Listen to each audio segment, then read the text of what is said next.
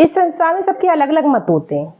कोई भाई की बुराई कर रहा है तो कोई भाई की तारीफ कर रहा है, कोई किसी दोस्त की बुराई कर रहा है तो कोई दोस्त की तारीफ कर रहा है।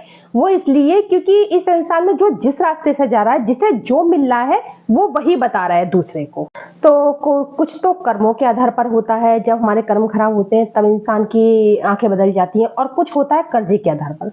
जैसे हमारे बच्चे होते हैं, उनका कर्जा होता है हमारे ऊपर, तो हम जब तक वो बड़े होते हैं, हम उनकी शादी आदि करते हैं तो उनका कर्जा निपटाते हैं। क्योंकि इस दुनिया में कोई किसी का साथी नहीं है। जैसे दो हस्बैंड वाइफ, एक दोनों की शादी होती है, आपस में वो साथ रहते हैं, अपने बच्चे की शादी करते हैं या नहीं करते, फिर एक आगे जाता है, एक पीछे जाता है। अगर किसी का साथ यहाँ पे होता तो दोनों एक साथ जाते ना। तो रिश्ते नाते तो बस इसलिए बनाए गए हैं ताकि हम जिंदगी में बोर ना हो, हम आपस में सहयोग के साथ चल सकें। बाकी असली काम तो वही है, बस सेवा का। यही एक चीज है जो हमारे साथ जाएगी, बाकी तो सब यही धरा का धरा रह जाएगा। अगर ऐसा नहीं होता तो ऐसा क्यों होता कि किसी भाई का ईश्वर की तरफ रुझान बहुत ज्यादा होता है और किसी भाई का कम होता है। एक दो बहनों में, दो भाइयों में किसी की आदत कैसी होती है, किसी की आदत कैसी होती है, क्योंकि यहाँ कर्मों और संस्कार के आधार पे सब तय किया जाता है।